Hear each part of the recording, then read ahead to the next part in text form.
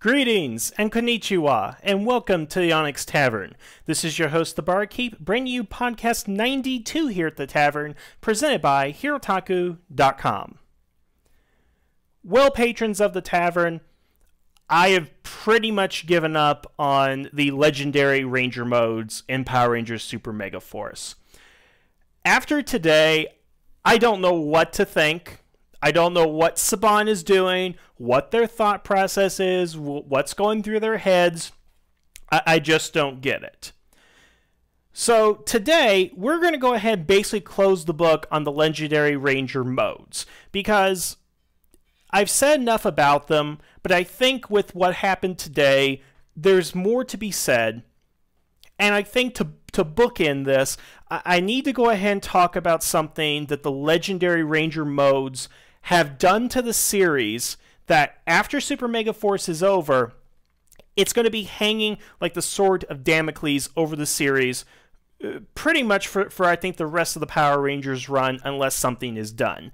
And I will go into more detail about this here in a minute, but I want to set up with you guys what happened this morning and kind of led me to this discussion I want to give with you here today.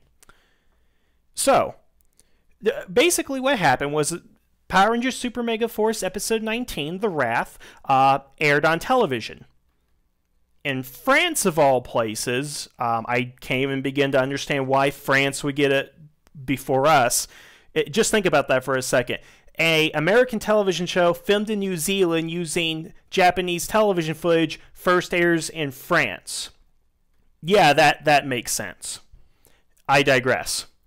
So the episode went ahead and aired in France, and what we found out is that The Wrath is actually an adaptation, at least in Sentai footage, and I'll get into this, from episode 49 of Gokaiger, The Greatest Treasure in the Universe. Now, for those of you who don't remember, it was in that episode in which the Gokaiger turned into the what's been dubbed Bosco Jacked teams, particularly Five-Man, Maskman, Flashman, Changeman, and Sun Vulcan. And in that episode, they used the Gokai change to turn to Five Yellow, Blue Mask, Green Flash, female version mind you, Change Griffin, and Vol Eagle. Well, in the Power Ranger version, they actually turn into Five Yellow, Blue Mask, Green Flash, the female version, Change Griffin, and the Red Mighty Morphin Power Ranger. And just as an aside, real quick before we continue, what is it with Saban and not using pre-spandex costumes in Sentai footage? They did it with Vol Eagle today. They did it with Go Ranger when they would have been appropriate in a scene. They just don't like using non-spandex in Saban, and I can't figure out why. Anyway, moving on. So they use these characters with the Red Mighty Morphin Power Ranger. And I'll break down how this scene goes for you. There will be a link in the description right here as well to the French video. But basically, they shoot new footage of Troy as the Red Mighty Morphin Power Ranger fighting, use Sentai footage of the other Sentai Rangers fighting, and then there's actually a scene where the four Sentai Rangers and the Red Mighty Morphin Power Rangers share a scene together. Meaning that somehow, for some reason, they decided to shoot American footage with these pre-Zoo Ranger Sentai costumes, yet still relying on Japanese footage, but not the footage of Vol Eagle. I'm sorry, my mind is blown. I don't know where to begin with this. It's just, they had American footage, they had Sentai footage, they had an American Ranger they put in there, they had Sentai Rangers that never existed. It's just, why? Again, this is why I'm done with the Legendary Ranger modes, because it's just, I don't get it. It's not making any sense. And for those who are counting, primarily those of you who update the Ranger Wiki, I'd like to make an interesting note right here that's on the wiki, because even in France, they got the 20th episode. They have the legendary war, the legendary battle. And they have noted on the Ranger Wiki, and maybe this will change or something like that, but as of today's date, they have used the Die Ranger, Maskman, Flashman, Changeman, and 5-man Ranger suits in multiple episodes of Power Rangers, but there are still Power Ranger costumes that have yet to been utilized. For example, they did turn into the Space Rangers, but only Troy and Orion. That means we have not gotten, Yellow Space Ranger, Pink Space Ranger, Black Space Ranger, Blue Space Ranger in Power Rangers. Does anybody else find that odd? And Orion has never changed into the Lunar Wolf Ranger, Green Ninja Storm, Omega Ranger, Solaris Knight, RPM Silver, or RPM Gold, minus the combined keys. And we have not had full team transformations of Lightspeed Rescue and Time Force and Overdrive. Again, this is all from the wiki. I haven't seen these episodes, but this sounds like something Saban would do. And yet, we have legendary Ranger modes of Sentai teams that never got a Power Ranger adaptation, and even more egregiously, an explanation for what they're doing there. And that's where we're really in today's discussion. Because here's what's going to go ahead and happen in short order. The 20th episode will run in the United States. Everybody's going to ooh and ah about the spectacle, about the battle, about Tommy being in there, and Carter being in there, and TJ and Cassie. And then we're going to forget the episode and move on to Dino Charge. While all the legendary Ranger modes that have Sentai equivalents, but never introduced in Power Rangers and will just be known as Pink Ranger, Blue Ranger, or Blitz Ranger, or New Powers, or whatever and all that, will never have an explanation in the series, and we will be left wondering for the rest of Power Rangers, unless somebody does something about it, what the hell with these powers? That's what I want to go ahead and talk to you guys about today, because I just think that there's something really, really, really wrong with that. Let's look at it this way. If we look at it from a Saban perspective, okay, maybe the issue was they didn't have enough money and they had to use the Sentai footage. Okay. Then why did we get footage of Changeman when there is full footage of Mega Ranger out there, and yet we never got a full Space Ranger team change? Seems a little backwards, don't you think, that we would get 4 of the Changeman in the series, or 5 actually. Yeah, all 5 Changeman have been in the series. But we only got 2 Space Rangers from Power Rangers. The series that was actually adapted, and by the way, probably second to Mighty Morphin, is one of the most popular Power Rangers series of all time. And, as a matter of fact, the Power Rangers series that kept Power Rangers on the air this long. Because for those of you who are not aware of history, they were going to end it after Countdown to Destruction, but the ratings for Power Rangers in Space were so good that they decided to make another show. They made Lost Galaxy and Lightspeed Rescue and Time Force and so forth. So I'm trying to figure out the logic with Saban here. We're going to honor the 20th anniversary of the Power Rangers. So let's not worry about the Space Rangers. They don't matter. Let's just go ahead and throw in the Changeman. Nobody knows who they are in America, but we'll throw them in just for, I hate to use the term on my own show, but hey, for shits and giggles. Because that's exactly what they've done, ladies and gentlemen. But let me get to my point here. When we look at, let's forget Saban. Let's forget the Sentai footage. Let us look at the Power Rangers universe in a vacuum. When all is said and done with Super Mega Force, sure, we'll have character development, maybe. We will have stories that were interesting, somewhat. And we'll have something that resembles a 20th anniversary, which frankly, ladies and gentlemen, I think has been almost a colossal failure. But we will look back on Super Mega Force in 20, 30, 40, 50 years, however many years, and we're going to look at these changes. Again, forgetting about the Sentai footage or what Saban is doing in Power Rangers universe, how do you explain Change Griffin? Yes, how do you explain it? Please tell me. Is there an explanation in the show why Change Griffin is there? Or why Yellow 5 is there? No. No. Not whatsoever. And don't make up some sort of BS excuse that Gosei said they were from previous Rangers, or that they're from other timelines, and blah, blah, blah, and all that stuff. No. The show has not provided us with a satisfactory explanation, or frankly, any explanation why these powers are here.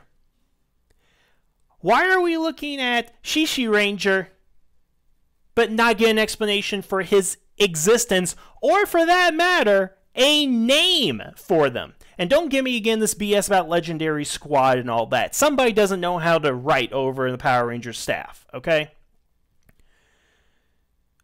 We don't have an explanation for anything. So what does that mean for the Power Rangers universe? 10, 15, 20, however many years from now. What significance does it give us to look at the Blue Mask Man in Power Rangers? Yeah, it was interesting eye candy, and yes, we saved money. Again, I'm sorry, I went to the Saban perspective. But what does that give us within the Power Rangers universe? What significance does the Mask Man powers have to the story or the overall Power Rangers universe? Well, one could argue that you are world building, but it's really hard to argue that and say you're world building when you don't explain anything. By using that logic, you could throw a Klingon in there and say, oh, they have Klingons and Power Rangers, we're world building. No, you have to have an explanation for why the Klingon's there, just like you have to have an explanation for why the Flashman powers are there, or why the Five-Man powers are there. You don't have any explanation. And why don't we have an explanation? Why is it not in there? Couldn't the writers have come up with one line of expositional dialogue? Couldn't they take out one scene or one line and just say, oh, hey, this is from so-and-so or this or whatever? No, they don't bother to do that. And again, what does it add to Power Rangers as a whole? What does it add to the mythos of the series? And here's the bigger question. What are we going to do about it? And by we, I'm saying, what is Saban going to do? And let me put in this context. You have introduced the Green Flashman into the Power Rangers universe. Good for you. Now what? Are you going to explore where this power came from? Are you going to explore what Ranger team he came from? Are you going to explore how Gosei got the power? Are you going to explain what his Zord is? What his power source is?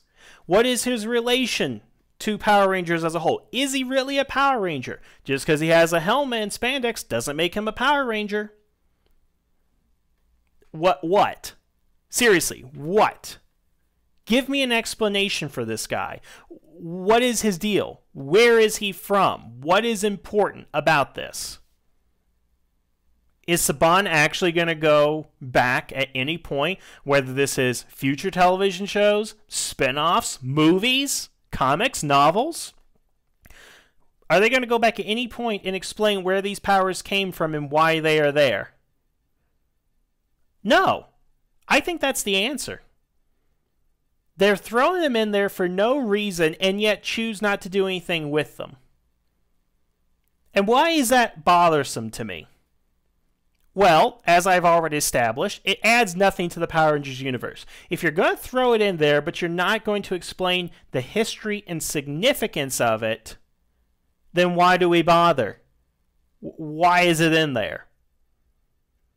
I mean, you can argue that when the Overdrive Rangers go to Egypt and we see the pyramids, they don't explain the pyramids. But the pyramids are such a cultural identifier. You see pyramids, Egypt. And if you study anything about history, you know everything there is to know about Egypt that's necessary for that particular story. Because it just pops in your head. Egypt. The Rangers go to Japan. It's Japan. You know it. Okay? American audiences who don't bother looking at Sentai, or people who don't even know that Sentai exists, and yes, there are people my age out there that are not aware that Power Rangers are based on a Japanese show, will look at these characters, look at these suits, They're not even characters. I don't know why I call them that. They're going to look at these suits and not identify what that means. What is the significance? Because if you go to Japan and you watched episode 49 of Gokaiger and you see the Green Flashman, that was my favorite character as a kid. I remember when that the actor that played him, I remember the character growth that he went through in episode 47 or episode 14 or whatever. I don't know anything about Flashman myself. But for a Japanese person who watched the series and knows who he is, there is significance there. For me, I have no idea what the hell he is. What's he there for? What does he mean? Yeah, we got some cool footage out of it, but it means nothing if there's no substance behind it. We just see a new Green Ranger, and that's all we're ever going to see. And it is so annoying not to get an explanation for that, to get an understanding of the history of why it's significant. I don't know why Saban did this. In one of my original podcasts, which again is lost to time now, I made the point that what they should do, or should have done, and this was leading up to the release of Megaforce still during Samurai. My argument is that, because there was a big question of what to do with the legendary war footage and Gokaiger footage because of pre-Sentai, when that was still a big deal, before we learned they're just going to do whatever the hell they want and to damn with the consequences. Is that what are you going to do with this footage? And the argument that I made at the time was, Saban had released when they acquired the rights to Power Rangers back that they were going to use full advantage of social media to expand Power Rangers, DVD sales, movies, which again they're coming out with. They were going to use everything to widen the knowledge and appeal of Power Rangers throughout the world for those who thought Power Rangers was basically gone. And frankly, after RPM, it pretty much was. Let's not kid ourselves about that. And I thought, here's a brilliant idea. Why don't you do tie-in comics, tie-in books, a web series, something where you can take these Sentai characters, give them adventures, give them names, give them purpose, and lead in as a prequel of sorts before Megaforce and Super Megaforce. Now here's an example. Let's take Jetman. So let's say you want to have Jetman in there and have the Rangers turn into Jetman. Okay, great. Well, let's come up with a limited edition five-issue comic series. And in that, we will tell the prequel origins of the Jetman powers, how the Jetman fit into the Power Rangers universe, how they lost their powers, and those powers eventually ended up in the hands of Gosei and the Mega Rangers. Brilliant, right? Because not only can you actually tell a story, but you can sell something, Saban. And Saban has already commissioned Mighty Morphin Power Ranger comics. I have one I got from Free Comic Book Day. Or excuse me, Raptor did. Thank you, Raptor. But we have a comic of it. So how about instead of writing a comic where the Tiger Zord drives a giant car, you actually tell a story that's of substance that leads into Mighty Morphin Power Rangers, or excuse me, Super Megaforce, and can be considered canon.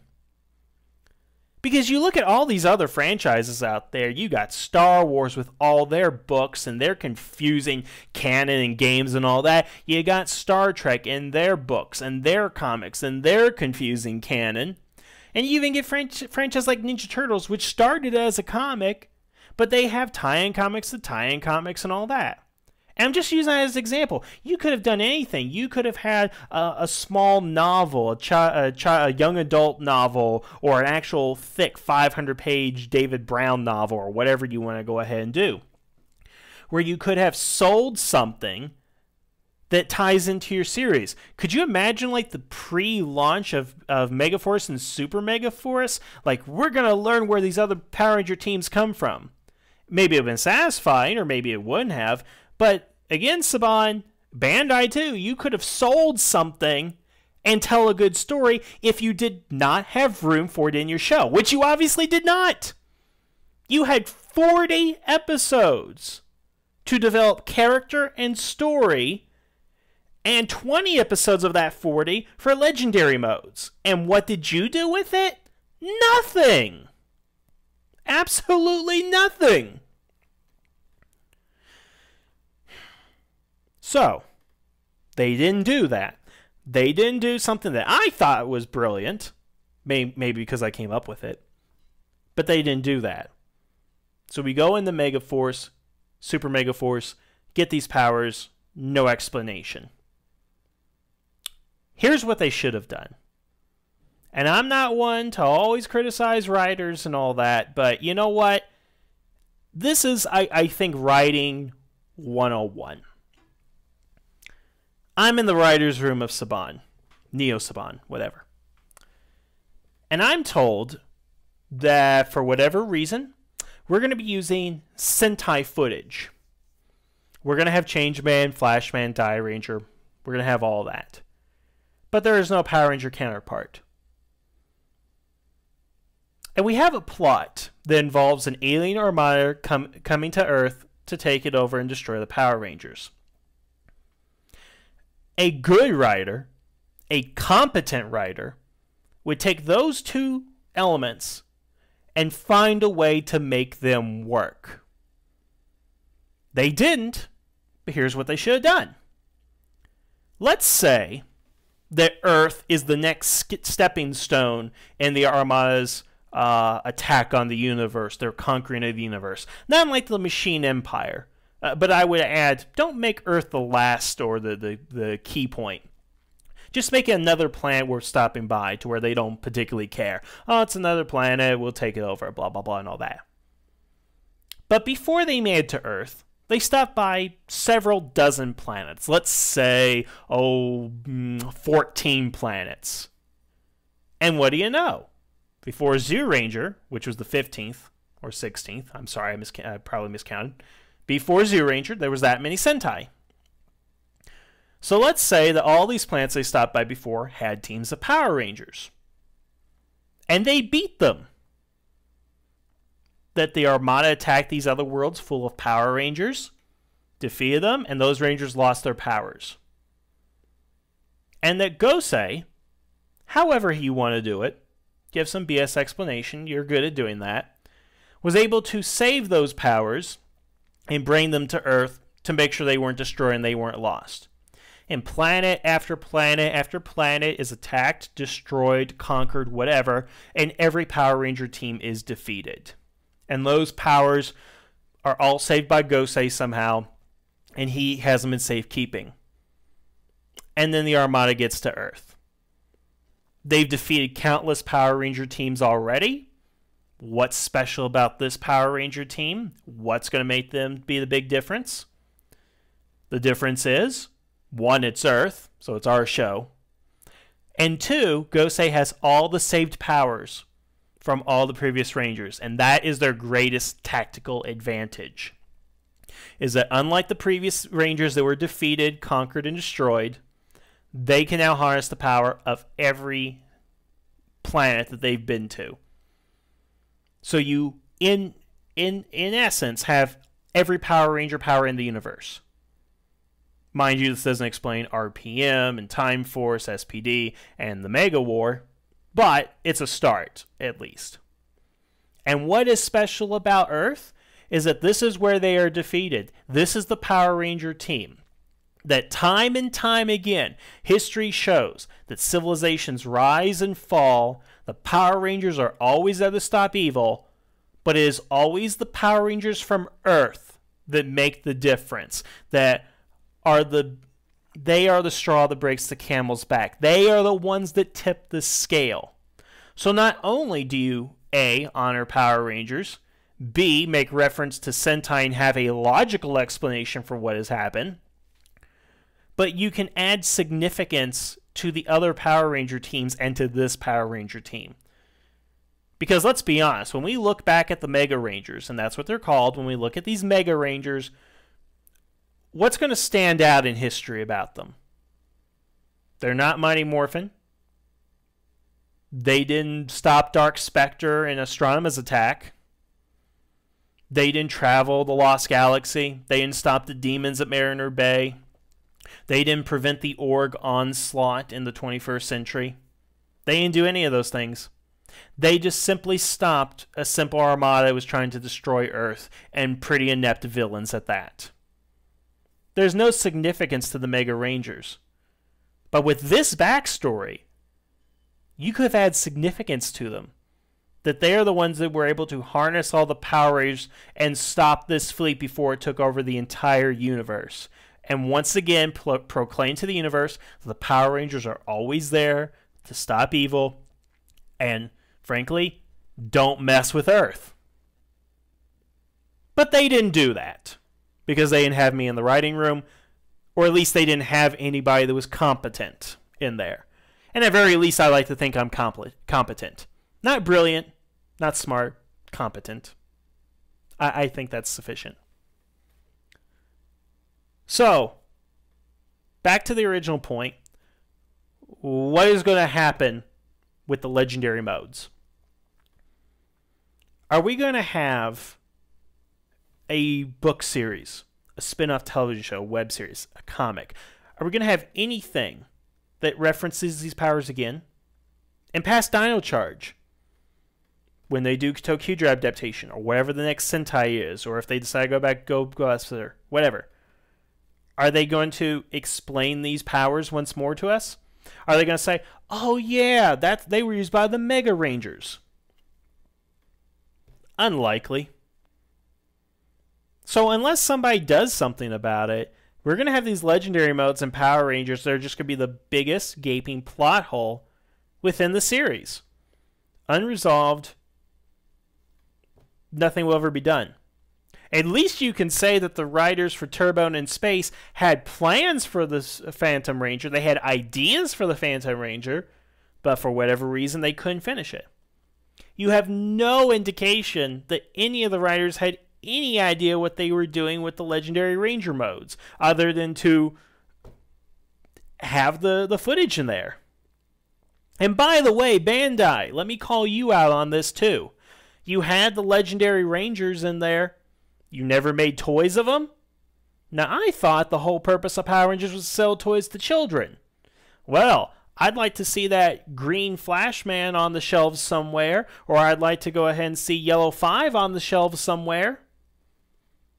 Were you there to sell toys? Obviously not, because I don't see them. Heck, we're not even getting every single Power Ranger ever in Ranger Key form. So, there we are. I hate to go on tirades like this, guys, and I haven't been this vocal since my first Bandai rant way back in podcast number 10. But I'm frankly just fed up with it, with this ineptitude. I mean, I'm done with Megaforce and Super Megaforce. I mean, I don't even want to watch the episodes now. They just annoy me. They have a lack of, I mean, the acting is horrible, the characters are horrible, the writing is horrible. The only good thing is the Sentai footage. And frankly, that came from a much better place. So I don't know. It just bugs me that we have spent 40 episodes doing nothing and adding nothing of substance to the Power Rangers universe. I mean, what can you say about Megaforce and Super Megaforce that will make it stand out from other Power Rangers series? Yes, you got the Legendary Ranger modes, but as I've established for the last 30 damn minutes, it means nothing in the grand scheme if we don't get an explanation or reason for it. So if you take that away, what do we have? Whole lot of nothing. So I'm hoping one day somebody will go back, do some sort of retcon, and explain these powers, and that we will get some sort of closure on this. Frankly, you know what would be fun to see? Maybe a Power Rangers spin-off series. At the same time they're doing Dino Charge, 20 episodes of a Changeman spin-off. Use the footage. Shoot new footage. Get new actors. Get a competent team of writers and producers. That sounds like fun. If they could do 3 Star Trek series pretty much simultaneously with a movie out, who say we can't do 2 Power Ranger series at the same time? But that's probably a discussion for another time. So I think I've said all I can really say on this matter, and I hope not to have to revisit the Legendary Ranger modes for a long time, or ever again. Maybe I'll be back to talk about the Mega War once that episode airs, and maybe sum up my position on Super Mega Force. Heck, we still have the vlogs to do, and I promise you guys we'll finish those, so I will have to revisit them. But hopefully I will not be in such a tirade at that point. So I just want to thank you guys for listening out to me here, and I apologize if I became a little bit too much in this podcast. But it's just one of those grating things where it just takes 2 brain cells to figure out what's wrong here and what needs to be done. So I'm very curious on your all's comments, so do not hesitate to put them in the comments, and I will definitely be reading every single one of these and see what you guys have to go ahead and say. So, until next time, thank you guys for listening. Have a good day, and the tavern is now closed.